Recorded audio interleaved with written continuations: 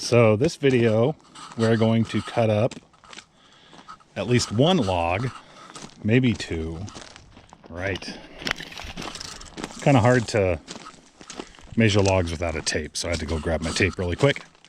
So this is a Douglas fir. All right, and it is 10 feet. Mater, you're not helpful at all. 10 feet long, and I need some 10-foot 2x6s, so that's good. Handy. It's, you know, I never get my tape to reel in. It's 14 inches on this end, and I bet it's 12 inches on this end. Oh, 13 inches on this end. Got a little bit of shatter on it from where it was a windfall, so had to you know, account for that. So there's going to be some of that. All right, so we'll cut that one up.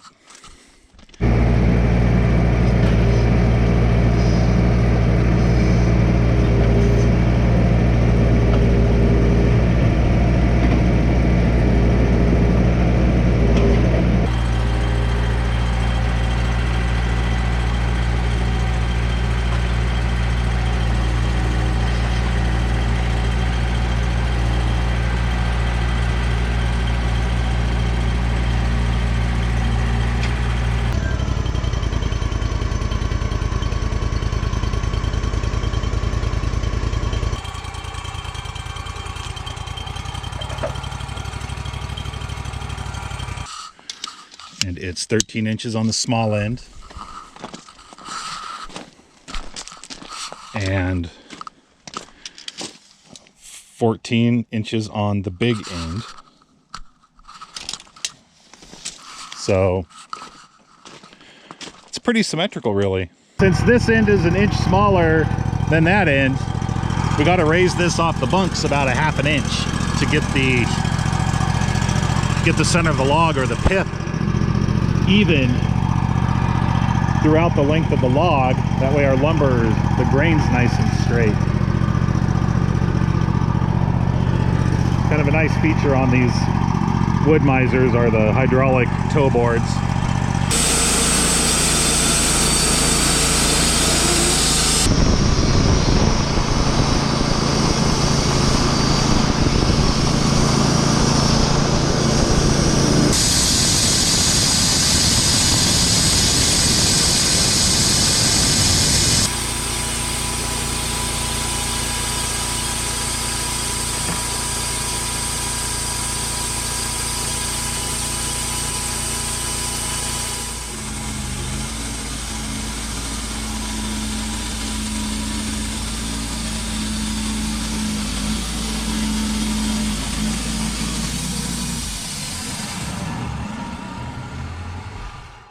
This is a nice little log here. I decided to take another 2x off of it. So I'm doing rough sawn 2x4s. So this is an actual, my 2x6s are 2 inches by 6 inches.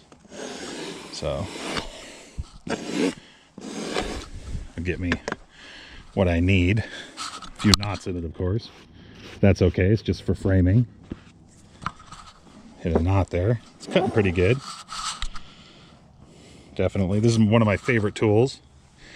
The little square. It's just, it makes things nice. You can just quickly check for square to make sure you're cutting, you know, you're cutting right, things are cutting good. It's just a nice tool to have at the mill here. So I'm going to resaw that one. And then, oh yeah, it's going to be some decent 2x6s, 2x4s. Look at that. That's beautiful. Beautiful Douglas fir. Kind of an Oregon staple. Very strong structurally. Abundant. And looks like we got a little wow in it there from the knot, but nothing too serious. Because everywhere else is pretty good. It's just around the knot's a little wonky. That's all right. Now we'll flip this log. Flip it over so it's flat against here. We'll leave the toe board as is because we're still cutting the round here. So when we flip it, it's still going to be an inch smaller on this end than it is on that end. So you use the toe boards when you're not cutting on a flat side.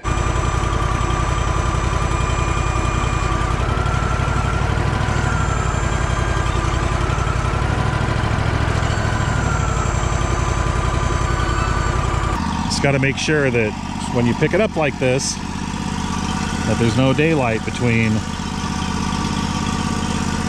the log and the log stop here, and there's not.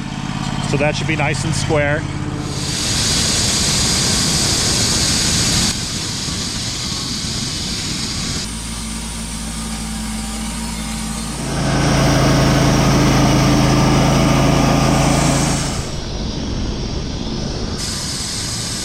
This board here, you can see that's splitting in it.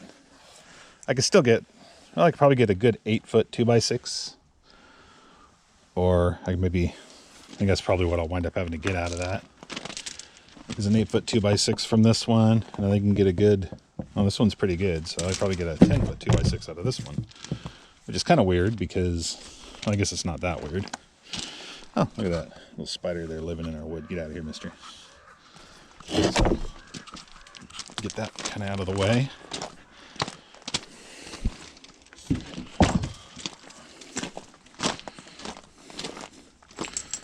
So we'll get the toe board put down because now we have two flat sides, and we're gonna have a flat side down this time. So you don't use the toe boards when you have a flat side, when you're sawing from a flat side, because that means that it's level all the way over, and if you have the toe board up, then it will be shorter on this end than it is on that end.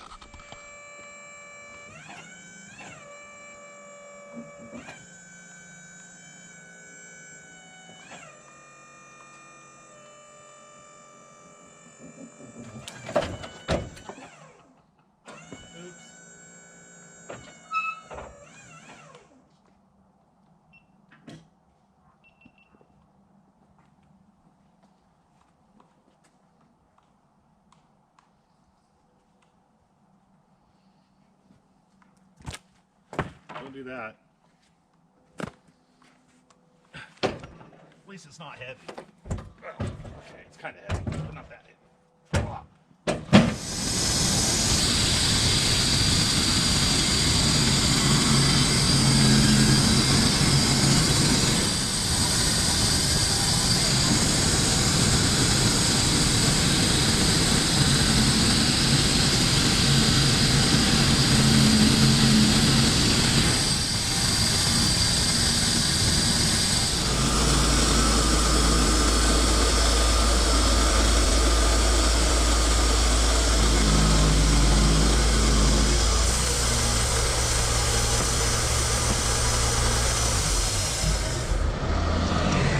This is a 6-inch cant, so I'll flip it so this brown part's up, and then just start peeling 2x6s off of it. I'll probably peel them down to the center and then flip it over and then peel them down to the center, so we'll wind up with one with it in the center, or maybe a void. Maybe that'll be a waste or something. I'm not sure. We'll have to see. All in all, I would say it's going to be some pretty nice 2x6s. Now remember, these are rough cut, so they are true 2 inches by true 6 inches. We have it sitting up now. So it's 6 inches this way, so I will cut 2 1/8 inches off here because it's 2 inches plus 1/8 inch for the width of the blade. It'll be 2 1/8 inches. Make sure that it's up against the stops here. We don't have to use these anymore because it's square on the top and the bottom, so that's plenty to hold it. Big one in the middle. And the end one here, all the same. We have our dog all tightly pressed against this. You have to watch this not to saw it. I have sawn it before. So that's that.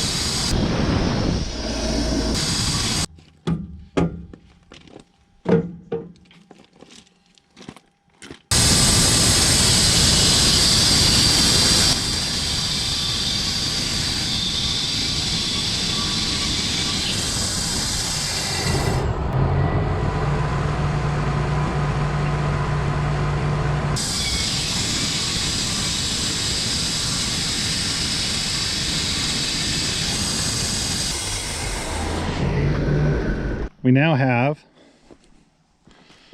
3 more 2x6s. So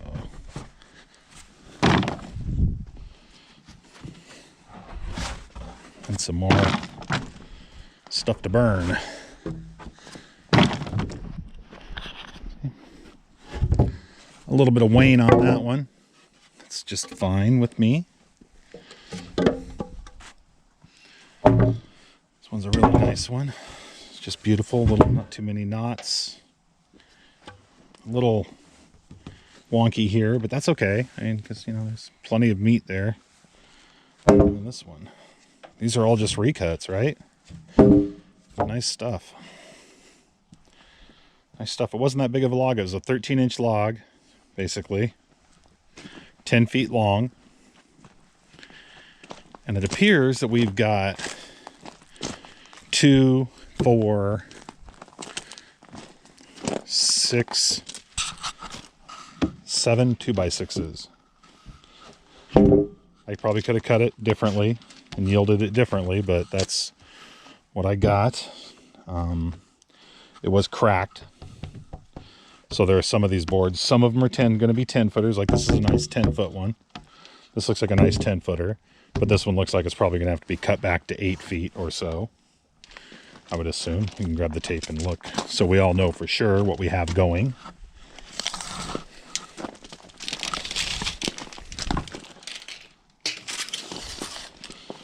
Yeah, you can do an 8-footer. Stops right here. Yeah, not too terrible. I could deal with that. Guess it depends on the application. I would say if you were using it for vertical support, so the weight pushing down on this from the top lengthwise, it would be good. You would not want to use it for maybe horizontal support, for instance, like for a floor joist or something, because maybe it would split out. So this will probably be a wall stud, actually. Not a bad haul. Not a bad haul at all.